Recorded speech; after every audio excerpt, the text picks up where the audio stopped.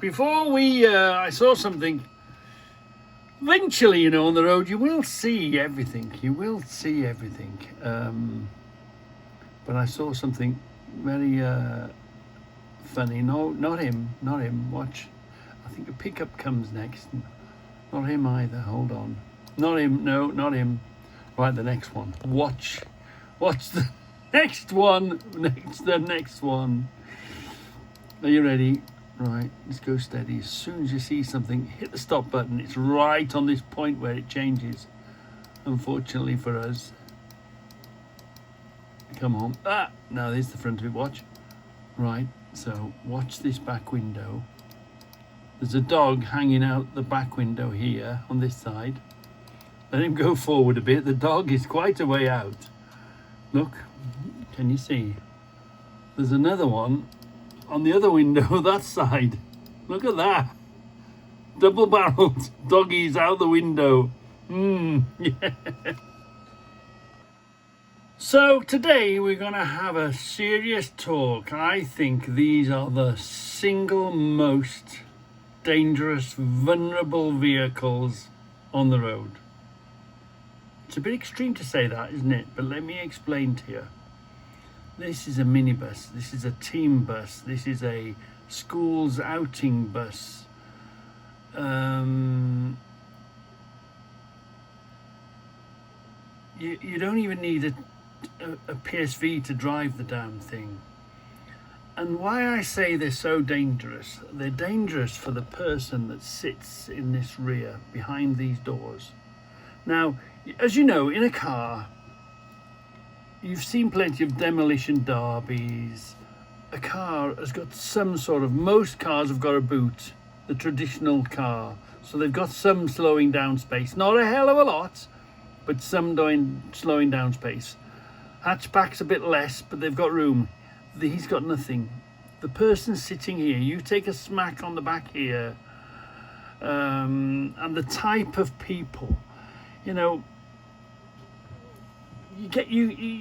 these should be driven by professional drivers, because there are stupid people out there, and if you work on the road, you have an instinct. If you are a professional driver, you've seen plenty, you've done plenty, that you've got a better chance.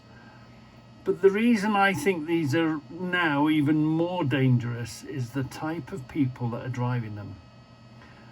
And what I'm talking about when I say the type of people is the people that are carrying their friends, their kids.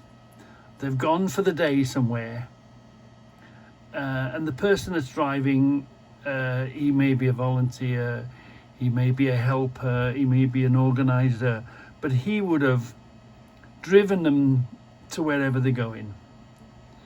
Generally speaking, he would have partaken in the joy, the competition, the whatever, whatever they've gone to do or see or whatever, that person would have helped organize it, do it. His or her mind would have been busy. And now, driving home, tired, and you got people's lives in the back of them.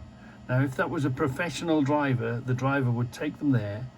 He wouldn't have anything to do with the activity of what went on, and then the activity would end, and the professional driver would have taken a break, sat, rested, done whatever, not had anything to do with it, then got back in the vehicle and driven back. These people are having a big day. They started in the morning quite early. They're doing whatever they got to do. They've been wherever they've been, and now they're coming home. So for that reason, they are the most vulnerable, most dangerous, the least experienced drivers when it comes to carrying people. Goods you can smash, goods you can lose, but you've most of the time, these are sort of kids or your friends. You've got the most precious cargo in the back of these vans, and they have big days. Now, the reason that I bring this subject up, so I'm always aware of these. In my mind, these are the most vulnerable, the most unsafe vehicles on the road for those reasons. Let's say 50% of the time. Even if it was a quarter of the percent of the time, it's still a quarter of a percent too much. But what made me remember this film, knowing that vehicle, what it is, what it might have in it, whether it's got kids in it, whether it's got family and friends because they've been to a wedding or whatever, you know, it's that type of vehicle used for that sort of reason, and he hasn't got the bestest of drivers, you know, not professional drivers most of the time. Anyway, the reason my blood curdled when I saw this, watch out to Mr. Armstrong. Here comes Mr. Armstrong. And watch. So he should know that that you're even in the song Convoy, load of hippies in a microbus, and look at him right up the chuff. Why is he that close to such a vulnerable thing? You know, even if it was a motorcyclist, the motorcyclist can be thrown off, hit him, and he's thrown to one side. The person that's sitting in the back of this van here, in the rear seat, or the rear but two seats, if anything was to happen untoward, you'd only have to breathe on him, and you've crushed him. He's not going to get thrown out of the way. They're in there. Never, never, never should a HGV get that close.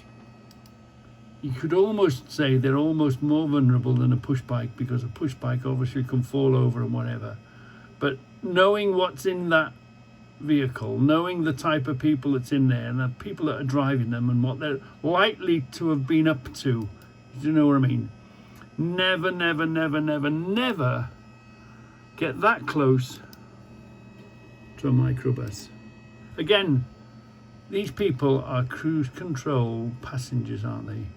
Brainless monkeys, cruise control. No thought of the road and the situation. And it's too late. When it's happened, it's too late. And now he's going to go for the undertake, look. Can you see him, look? He's gone for the undertake of this vulnerable vehicle. My blood was curdling, just the thought of, and there's been some horrendous crashes. You've seen them in, there was a particular bad one, a family was going off to for a holiday, and the whole family was in the bus near Manchester Airport, and the whole lot was devastated. Those vehicles are the most vulnerable vehicles on the road. Well, in my opinion, you know. So here I am. I want to show you something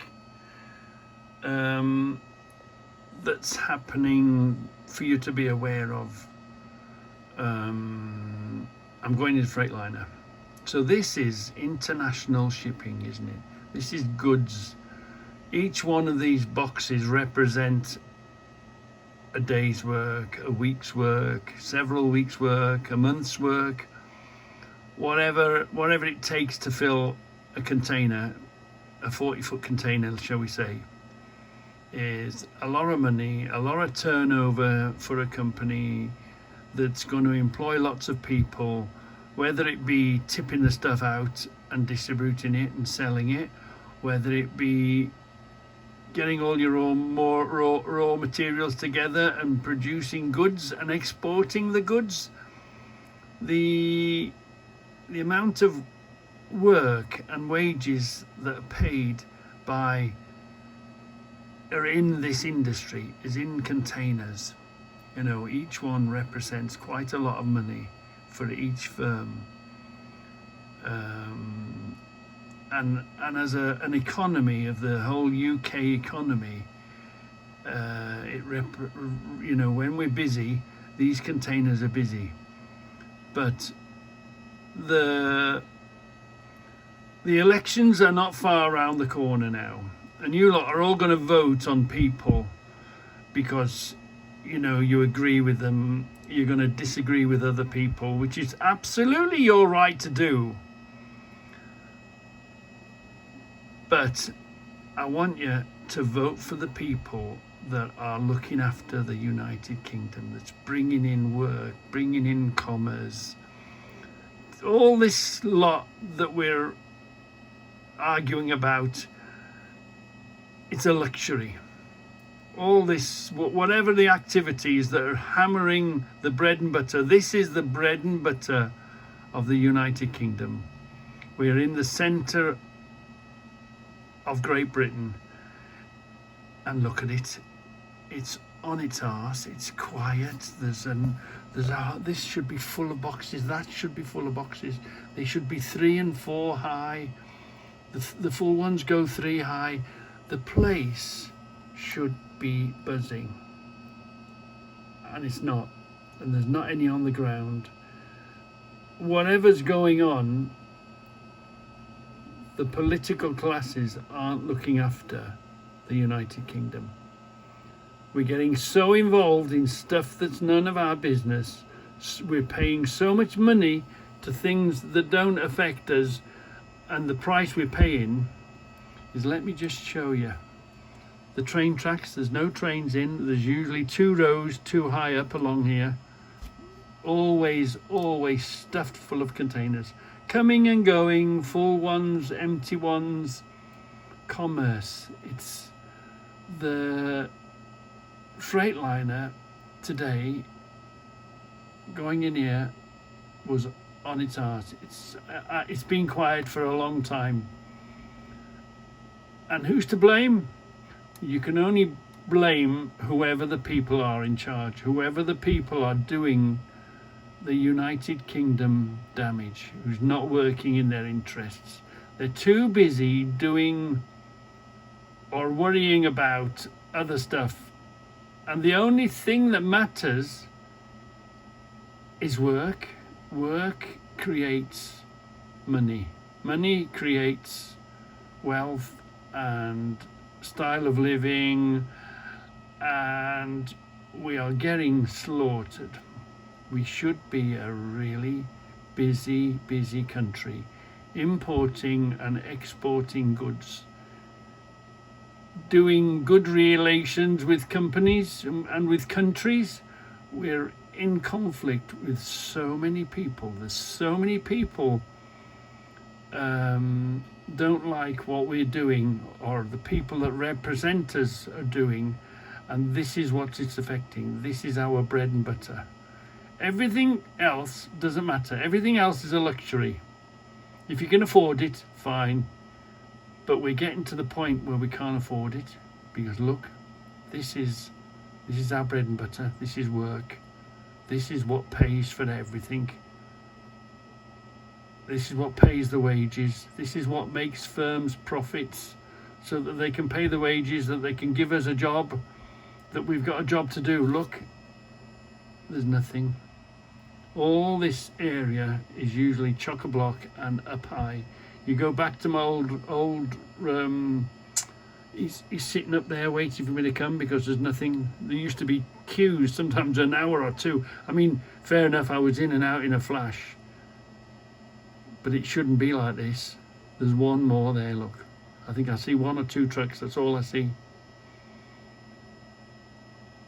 It's just absolutely soul destroying, seeing how busy this place can be and should be.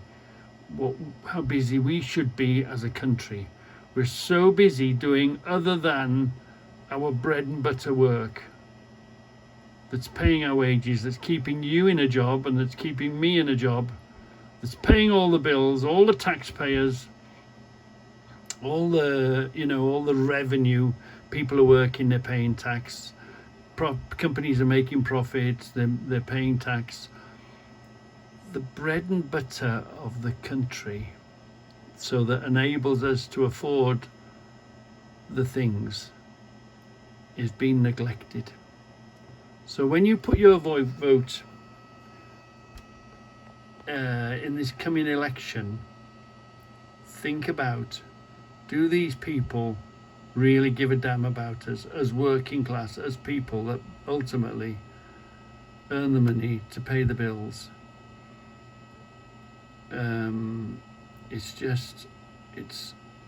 It's crazy.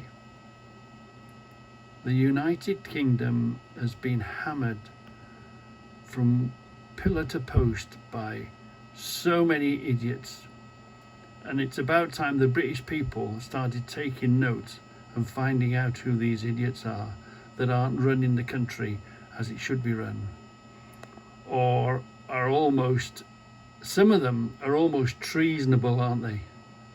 They're doing it for their own interests, they're not doing it for the good of the country. And here is, live and at the scene, today, this date, 2024, our country is getting slaughtered. And there's going to be an election, and there'll be all sorts of opinions and people voting for different reasons. What I want you to do is vote for the people that keeps us friendly with everyone, that we can do business with everyone, that which means we've all got jobs, and we all can pay the taxes, and we're not getting ourselves into debt, and we're paying our way. At this rate, we're not paying our way, and we're going to go bankrupt. So take a little bit. United Kingdom, the people of Britain, take note of what's going on and look after the bread and butter work first. Forget about, any other sort of non-profitable or any other agendas. It's all, everything else is a luxury. We're gonna go broke. We're not going to be able to afford nothing, and it might suit some people's pockets. It might suit some people, treasonous people, people that are not proud to be British, people that are, want to come here and add to the system. The people that, there's too many people sucking out the system, sucking it dry. And if we can afford it, I haven't got a problem. If the bread and butter bills are paid and we've got a bit of excess money, if we can help somebody or if we can do anything for anyone, that's fine. But it's based on, first of all, paying the basic bills, i.e. making work, making comics, paying taxes, paying our way. And as you can see with your very own eyes, and I've always said this, the camera does not and cannot lie. And look at this. This place should be bouncing up and down. I should be really sitting here screaming, why am I in a queue? Why the hell? But there's nothing, is there? The United Kingdom is in big trouble. And it's about time the people use the power of the vote to look after the basics. This is the basics. People's jobs, people's work, the ability to pay taxes, paying our way. Yeah. And this is what should be number one news, in the number one item in news at 10. News at 10. Let's all get out there. Let's do some work. Let's pay the taxes. Let the, instead of squandering money and not getting things done. So that's my rant for today. So here comes another one. Here comes another one. They're only interested in following their nose in cruise control. So anyway, the big split, 42, M6. And we've just come down Crawley Bank. So obviously he's been sitting behind, can't pass. We've come down the hill. He's probably got a bit more weight than I have, so he's gained a bit coming down the hill. So I'm coming up to a major junction where a whole load of stuff carries on, and nice safe space. Here we go. So he can't pass me. I'm running slightly ahead of him. So the 42 and the toll road goes to the right. So he's coming on the 42. The 42 is the inside lane here. We want the M6. Obviously he wants the M6 as well. So I don't want the in lane, I want the middle lane. So I'm sticking on this, on the middle, and this will bring me out where I want to be, back on the M6, without having to swap or change lanes. So here he comes, look. He hasn't got the pace to pass. He's crawling by. But the thing is, he thinks, now I know what he's thinking. He's thinking, oh damn, if I stay here, I'm going to end up on the fast lane when I emerge on the M6, because I'm stopping here. This is where I'm entitled to be. That's where I want to go. I don't want the 42. If I wanted the 42, I'd be over there. So I'm in the right place here, and here he comes. And you can smell the idiots miles off, can't you? So here he goes. He's thinking, oh, I'm going to end up in the fast lane. I've done a mistake here. I've gone for the overtake when I didn't really have any. I couldn't overtake him. It wasn't as safe. He hadn't thought about it. He was just in cruise control, and my cruise control said I could pass you by half a mile an hour. Right. So he's thinking to himself now, I'm going to be a bother. I'm going to end up in the fast lane here. Which he isn't, but that's what he's thinking. How am I going to get over? He wants to come over here. I know he wants to come over here. I know he's going to come over here. So I'm watching for his indicator. I know what he's going to do. Watch him.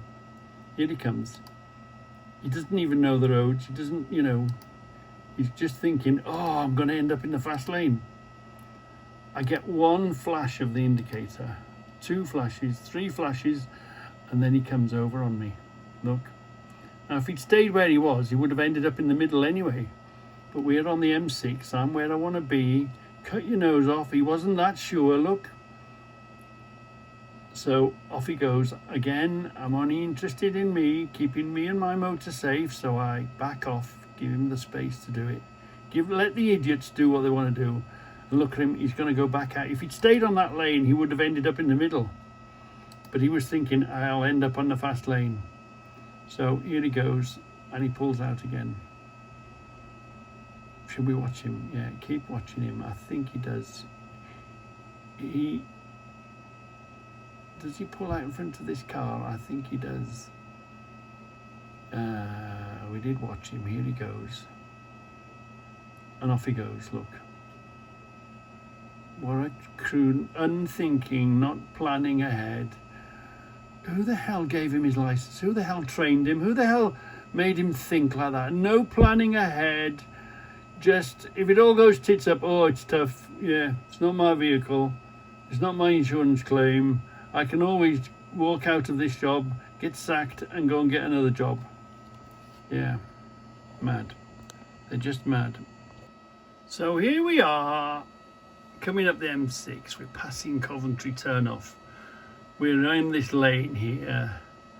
He's going off to Coventry. Great. We're coming up to quite a big, busy junction. We're on the inside lane where we should be. Everything is good now. We know we're coming through a busy junction, so we know there's vehicles going to be coming out the junction. So we're thinking about that. I know every junction, I know the layout of every junction. You want to swap lanes as little as possible. Stay in your own lane. So let's watch Mr. Spa for the moment. Keep an eye on Mr. Spa. So I'm looking over the top here. I'm thinking, well, who's going to come out on me? What have I got to do? Have I got to slow down a little bit? Have I got to sort of judge it so that they can come out comfortably? I don't push them, give them a nice space. I'm keeping an eye on the vehicle on my left-hand side here. So everything is fine, and Mr. Spa is okay. But he's wondering a little bit, look. He takes my attention here now, look. What's he going to do? What's he deciding to do? So he's come over. Okay. Now, this is 4 lanes. This is when they've got rid of the hard shoulder. I don't think they should ever have got rid of the hard shoulder. I don't trust it running 4 lanes like this. But the thing is, we're clear and it's a bright day, and if you can see, my battering ram is ahead of me. As long as I've got a battering ram ahead of me, that's going to warn me if there's something broken down or whatever, I'm quite happy to sit here. Now, the only time I sit here is if I've got somebody in front of me clearing the path. But this guy is thinking, no, I don't like running. I don't like running in the hard shoulder. This should be the hard shoulder for breakdowns. We shouldn't really be running in here. You know, anybody could be broken down at any time. And we've seen that over and over and over and over again on my films. But my battering ram is ahead of me. Can you see him? If you look way ahead. The only reason I'm happy to stay in this lane and at this pace, because we're all running at 56, which we're all governed to, is I've got a nice battering ram in front of me. So he's going to tell me, if he gets close to me, I know he's slowing down, he's seen something. I'm sort of relying on him to be my spotter. So I'm happy to be in here. Mr. Spa is sitting in the middle. Mr. Spa could easily come in. So obviously we're passing services. We're going past Corley Bank. We're going uphill. We'll be going uphill shortly. So I'm now thinking about what's coming out the services. What have they got to do? What have I got to do? How have I got to blend in like a zip? You know what I mean? You got to. So I'm already thinking about it. I'm already looking at them, and I'm thinking, right, what am I going to do? My plan is. Now they're pulling uphill, so they're coming slowly. So I can now pass him quickly and efficiently because he hasn't really got up to his speed yet. He could be loaded. He's slowing. He's pulling uphill. I've got plenty of pace to pass him safely. So I pass him nice and safely. At the same time, I'm not up the chuff of the guy in front. My battering ram is still on this inside lane. He's been added by another truck. So now I've passed the truck behind me with plenty of space. I can now come back in this lane because, as you can see, I've got a green battering ram in front of me. You can see him. He's my battering ram. He's my spotter. If he says anything, I'll see his lights and I'll react accordingly. So, and Mr. Spa is still out in the middle. Is that lane hogging?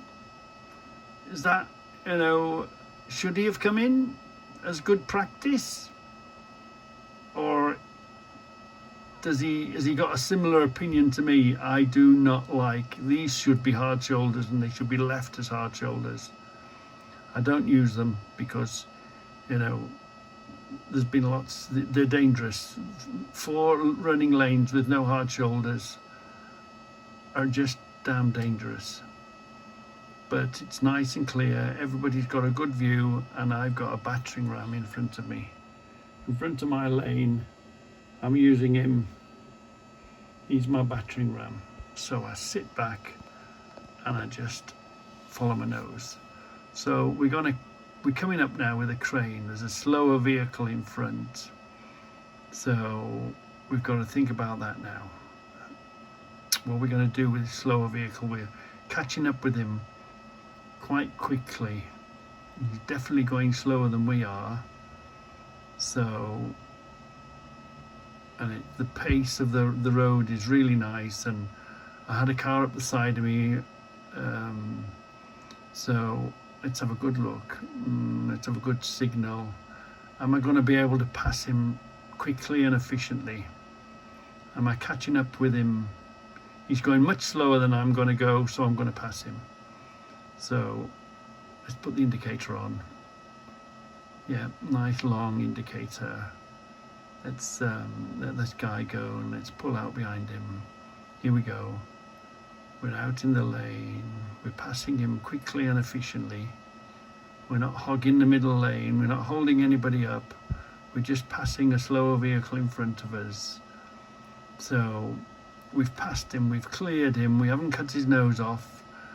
We've looked in the mirror, everything is good. We put a nice signal on and we can go back into this lane here. And we're into this lane and we're looking ahead, and we've still got a battering ram ahead of us.